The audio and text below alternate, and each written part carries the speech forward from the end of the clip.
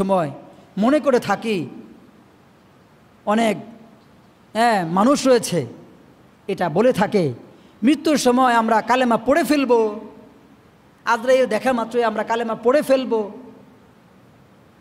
না ভাই, আপনি কিভাবে পড়বেন? আপনার মুখ দিয়ে তো কালেমা আসবে না, আপনার মুখ দিয়ে তো শাহাদাতের বাক্য আসবে না, কারণ আপনি তো সারা জীবন কালেমার বিরোধিতাই করেছেন। কেউ বলতে পারে আমি তো মুসলিম, কিভাবে আবার কালেমার বিরোধিতা করলাম? কালেমার বিরোধিতা পুরো পরিপূর্ণটাও হতে পারে, আবার আংশিকও হতে পারে।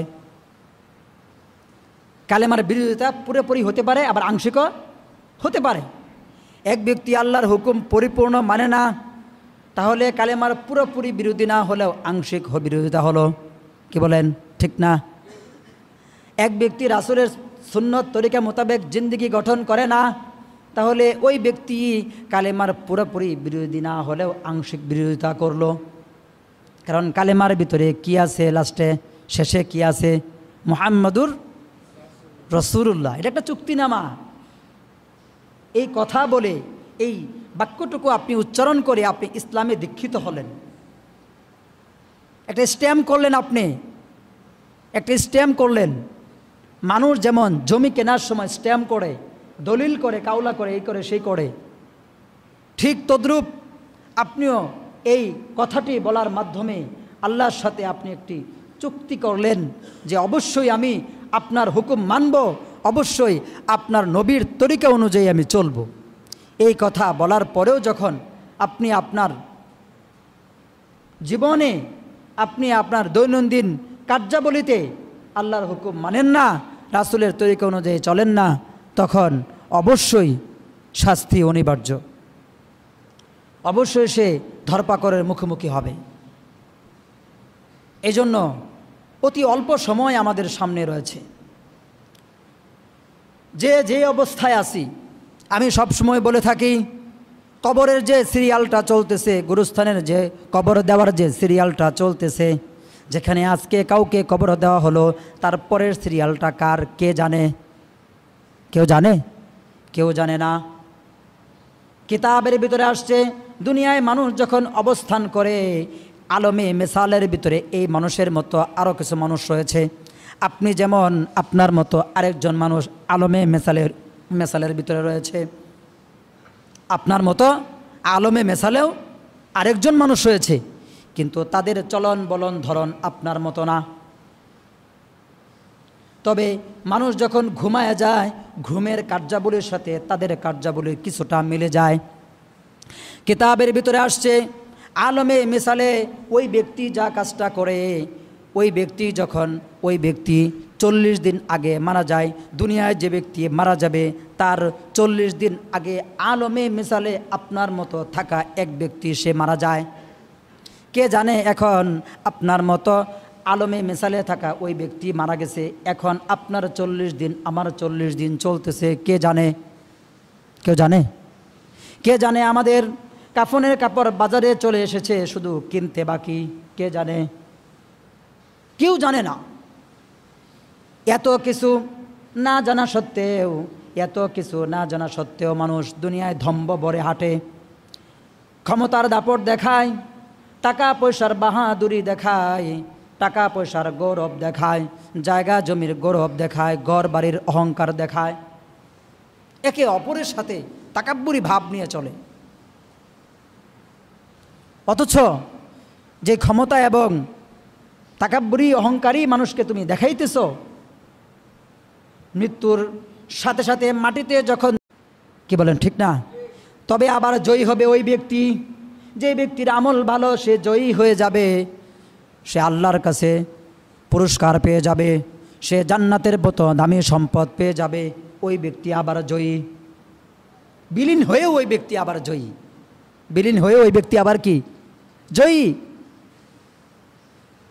এই জন্য এই মাটির সাথে যে সমস্ত মানুষ অহংকার বাহাদুরি দেখায়, দোহাই লাগে, অন্তরের ভিতরে সামান্য পরিমাণ অহংকার নিয়ে কোনো ব্যক্তি যদি কবরে যায়, ওই ব্যক্তি জান্নাতে যেতে পারবে না। অহংকারকে নামায় ফেলেন, নিজের শরীর থেকে, নিজের মন থেকে তাওয়াজু, নম্রতা অবলম্বন করেন। নম্রতা মাটির বৈশিষ্ট্য, আর অহংকার শয়তানের বৈশিষ্ট্য। আপনি যদি শয়তান হতে চান, আপনি যদি শয়তানের ভাই হতে চান, তাহলে আপনি অহংকার করতে থাকেন, তাকাব্বুরি দেখাইতে থাকেন, ধম্ব বরে চলতে থাকেন, সমস্যা নাই। আর আপনি যদি মানুষের মধ্যে আসতে চান, আপনি যদি মাটির সিফাত গ্রহণ করতে চান, তাহলে আপনার শরীর থেকে অহংকার ফেলা দিতে হবে। কারণ অহংকার এটা আল্লাহ তাআলার চাদর। এই চাদর নিয়ে কোনো ব্যক্তি যদি টানাটানি করে, কখনোই ওই চাদর তার নিজের কাছে ফিরাইয়া আনতে পারবে না, বরঞ্চ হাত তার ওই চাদর থেকে ফসকে পড়ে যাবে। আর আপনারা ভালো করে জানেন, যখন কোনো জিনিস দুই প্রান্ত থেকে কেউ টানাটানি করে, আর আরেক প্রান্ত যদি শক্তিশালী কেউ থাকে, আর অপর প্রান্তে যদি দুর্বল কেউ থাকে, আর দুর্বল ব্যক্তি যখন ওই জিনিসটা আনতে না পারে, তখন তার হাত ফসকে যায়। আর যখন সজোরে টানাটানি করার পরে কোনো জিনিস থেকে হাত যদি ফসকে যায়, অবশ্যই সে পিছনে পড়ে যাবে, আর পিছনেই জাহান্নাম। যদি বলেন ঠিক কিনা? আল্লাহর চাদর নিয়ে মানুষ যখন টানাটানি করবে, কখনোই ওই চাদর সে আনতে পারবে না, আর হাত ফসকে পড়ে সে জাহান্নামে ছিটকে পড়ে যাবে। বহুত মানুষ এখনও বাংলাদেশে রয়েছে যারা এটা মনে করে আমরা অনেক জানি, আমাদের চেয়ে জাননেওয়ালা কেউ নাই, এটা মনে করতে থাকে। আমলের বেলায় তারা জিরো, শূন্য, কোনো কিছুই আমল করে না, কোনো কিছুই কি করে না, আমল করে না। আপনি যে আমল করতেছেন না, আমলের ধারও আপনি ধারতেছেন না, আমলের ধারে কাছেও আপনি যাইতেছেন না। পরকাল যে আপনার কি অবস্থা হয়েছে, আপনার আমল নামায় কী কী লেখা হয়েছে, কিয়ামতের মাঠে যখন কিরামান কাতিবিন ফেরেশতাদ্বয়, দুইজন ফেরেশতা সম্মানিত লেখকগণ, তারা যখন আমার আমল নামা সেখানে পেশ করবে, আর পেশ করার পরে যখন দেখা যাবে সওয়াবের কানিকোনাও নাই, তখন কি অবস্থা হবে? কিছুই নাই, নেক আমল কিছুই নাই, কি অবস্থা হবে তখন? এজন্য সবচাইতে বেশি যে জিনিসটার আমাদের চিন্তা করা দরকার, সেটা হলো মৃত্যুর কথা চিন্তা করা দরকার, কবরের কথা চিন্তা করা দরকার, পরকালের কথা চিন্তা করা দরকার। কবর, হাসর, মিজান, পুলসিরাত, সামনে যতগুলো ধাপ আমার সামনে রয়েছে, সমস্ত ধাপই আমাদের এখানে যারা আছি, যারা এখনও দুনিয়ায় বেঁচে আছে, সকলকে এই সমস্ত ধাপ পাড়ি দিয়ে তারপরে জান্নাতে যেতে হবে। অনেকগুলো ধাপ, মৃত্যু একটা ধাপ, কবর একটা ধাপ, কবরে 40,000 বছর পার হওয়ার পরে হাসরের মাঠ একটা ধাপ, হাসরের মাঠে মিজানের পাল্লা একটা ধাপ, আমল নামা ডান হাতে আসবে নাকি বাম হাতে আসবে, এই সময় মানুষের হুঁশ থাকবে না, বেহুশ অবস্থায় থাকবে, কেউ কাউকে চিনবে না, কেউ কারো পরিচয় দিবে না। এগুলো বানানো কথা না, এগুলো কোরআন হাদিসের কথা। কিছু কিছু নাস্তিক এবং মুসলমানদের মধ্য থেকেও কেউ তারা মনে করে এবং বলেও, তারা হুজুররা মাইকের সামনে উঠে কি বলবে মানুষের সামনে, তাই কিছু ভয় দেখায় আর কি। নাউজুবিল্লাহ কোন কি দেখায়, কিছু ভয়টা দেখায় আর কি। কারণ যদি মানুষকে এইভাবে তারা ভয় না দেখায়, তাহলে মসজিদে কেউ যাবে না, দান খয়রাত কেউ করবে না, তাদের পকেট চলবে না, তাদের চাকরি বাকরি বন্ধ হয়ে যাবে, এই সেই নানান কথা। কত বড় বেকুফ এবং নাদান এবং জাহেল এই ব্যক্তি!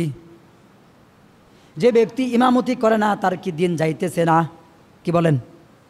ইমামতি করেই কি সবার কি খাইতে হবে? আপনারা এখানে যারা আছেন, আমার জানার মধ্যে কেউ ইমামতি করেন না, আপনারা দুনিয়া করে খাইতেছেন না? তাহলে কেন তারা এটা মনে করে? তোমরা এতটাই জাহেল, তোমাদের মাথার ভিতরে শয়তান পায়খানা করে দিয়েছে। তোমরা যতই নিজেকে জ্ঞানী মনে করো, তোমরা যতই নিজেকে বুদ্ধিমান মনে করো, শয়তান তোমাদের চেয়েও বড় বুদ্ধিমান। কি বলেন? শয়তান মুআল্লিমুল মালাইকা ছিল, শিক্ষক ছিল ফেরেশতাদের। কাদের? ফেরেশতাদের শিক্ষক, মানুষের শিক্ষক না, ফেরেশতাদের শিক্ষক। তাহলে শয়তানের মাথা একরকম জ্ঞান টিয়ান নাই, অনেক বেশি জ্ঞান আছে। এ সমস্ত বুদ্ধিওয়ালা মানুষদেরকে কীভাবে শায়েস্তা করতে হয়, কিভাবে ওদেরকে ধোঁকা দিয়ে ওদের ইমানটারে বরবাদ করে দিতে হয়, শয়তানের ভালো করে জানা আছে নাকি বলেন? জানা নাই? হযরত আব্দুল কাদের জিলানী রহমাতুল্লাহি আলাইহি তিনি ইবাদত অবস্থায় ঘরের ভিতরে বসা ছিলেন। এমন সময় বাহির থেকে আওয়াজ আসতেছে। কি আওয়াজ?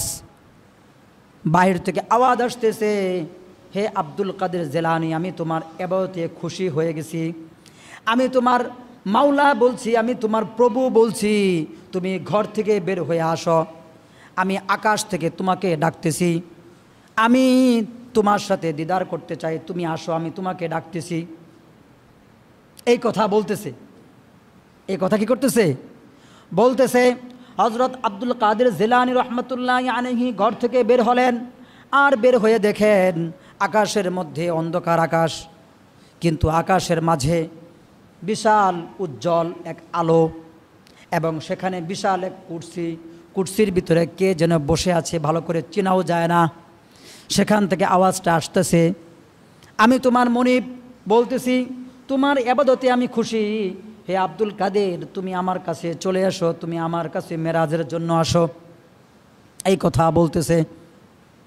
হযরত আব্দুল কাদের জিলানী রহমাতুল্লাহি আলাইহি দাঁড়িয়ে দাঁড়িয়ে ভাবলেন, পৃথিবীতে মেরাজ হয়েছে মাত্র এক ব্যক্তির, কে সে? বিশ্বনবী। বিশ্বনবী সাল্লাল্লাহু আলাইহি সাল্লামের। ইতিপূর্বে কোনো নবীর মেরাজ হয় নাই, এবং কিয়ামত পর্যন্ত আল্লাহ তাআলার সাথে সরাসরি সাক্ষাৎ কোনো ব্যক্তির হবে না। একমাত্র আমাদের নবী মুহাম্মদ আরবি সাল্লাল্লাহু আলাইহি সাল্লাম, তারই মেরাজ হয়েছিল, আর কারো হবে না। আমি এমন কি ইবাদত বন্দেগী করে ফেললাম যে মাবুদ আল্লাহ আমাকে ডাকে, এটা কখনোই হতে পারে না। তিনি আস্তাগফিরুল্লাহ বলে ফেললেন, আস্তাগফিরুল্লাহ আস্তাগফিরুল্লাহ। অবশ্যই উপর থেকে যে আওয়াজ আসতেছে এইটা শয়তানের আওয়াজ, অবশ্যই শয়তান আমাকে ধোঁকা দিচ্ছে। আস্তাগফিরুল্লাহ বলার সাথে সাথে আকাশের সে আলো উজ্জ্বল জিনিসটা, আলোটা সাথে সাথে ধূলিসাৎ হয়ে যায়, ধ্বংস হয়ে যায়। কিছুক্ষণ পরে বৃদ্ধ এক ব্যক্তি লাঠি বট দিয়ে তার কাছে এসে বলে, হে আব্দুল কাদের, তুমি তোমার এলিমের কারণে আমার হাত থেকে বেঁচে গেলে। কিসের কারণে? এলিমের কারণে তুমি আমার হাত থেকে বেঁচে গেলে। তোমাকে যে ধোঁকা আমি দিয়েছিলাম, 70 জন অলিকে আমি এই ধোঁকা দিয়েছি, 70 জন অলিকে এই ধোঁকায় আমি ধ্বংস করে দিয়েছি, কিন্তু তুমি তোমার এলেমের মাধ্যমে আমার ধোঁকার হাত থেকে বেঁচে গেলে। আব্দুল কাদের জিলানী রহমাতুল্লাহি আলাইহি আবারও বললেন, আস্তাগফিরুল্লাহ আস্তাগফিরুল্লাহ। আমি আমার এলেমের মাধ্যমে তোমার ধোঁকার থেকে বাঁচতে পারিনি, আমার মাবুদ আমাকে তোমার হাত থেকে বাঁচিয়ে দিয়েছেন। বলেন সুবহানাল্লাহ। শয়তান আবার বলে, তুমি আবারও আমার হাত থেকে বেঁচে গেলে। এই ধোঁকা দিয়ে 70 জন ওলিকে আমি ধ্বংস করে দিয়েছি। তাহলে বর্তমান জামানার পৃথিবীতে যে সমস্ত বুদ্ধিজীবী, নামধারী বুদ্ধিজীবী রয়েছে, শয়তান তাদের চেয়ে কম বুঝে না বেশি বুঝে? আব্দুল কাদের জিলানী রহমাতুল্লাহি আলাইহির মাথায় এই সমস্ত বুদ্ধিজীবীদের থেকেও এলেম কম ছিল না বেশি ছিল? অনেক হাজার হাজার গুণ বেশি ছিল। ওই ব্যক্তিকেও শয়তান ঘায়েল করে ফেলতেছিল, প্রায় ঘায়েল করে ফেলতেছিল। আর এই সমস্ত নাস্তিক নুস্তিক বুদ্ধিজীবী তো শয়তান ওয়ান টাইম ব্যাপার, মুহূর্তেই এদের ইমান খতম করে দিয়ে শেষ করে দেবে। ওরা টেরও পাবে না ওদের ইমান কখন চলে গেছে। আমার মনে হয় এই জন্য এরা বলে আমিও নামাজ পড়ি। এরা কি বলে? আমিও নামাজ পড়ি, আমিও মুসলমান। মুখ দিয়ে বলে মানুষকে পরিচয় করাতে হয় আমিও মুসলমান, আমিও নমাজ কালাম পড়ি। কি বলেন, ঠিক কিনা? কেন? তুমি নামাজ পড়লে তো তোমার কার্যক্রমের দ্বারাই বোঝা যাবে যে তুমি নামাজি ব্যক্তি। তুমি যদি মুসলমান হয়ে থাকো, তোমার কার্যক্রমের দ্বারাই বোঝা যাবে যে তুমি মুসলিম। কেন তোমার মুখের মাধ্যমে মানুষকে বলে বোঝাতে হয় আমিও নামাজ পড়ি, আমিও মুসলমান? কেন বলে বোঝাতে হয়? কেন দোয়া ধরে এরকম ক্যামেরা সেট করে রাখতে হয়। আমি যখন দোয়া ধরবো তখন আমার ছবি তুলবি, পেপারে ছাপায়া দিবি। আমি দোয়া ধরি, আমি মুসলমান। আমি কবরের সামনে যে দোয়া ধরি, আমি ঈদগাহ মাঠে যে দোয়া ধরি, আমি এখানে সেখানে যায় দোয়া ধরি।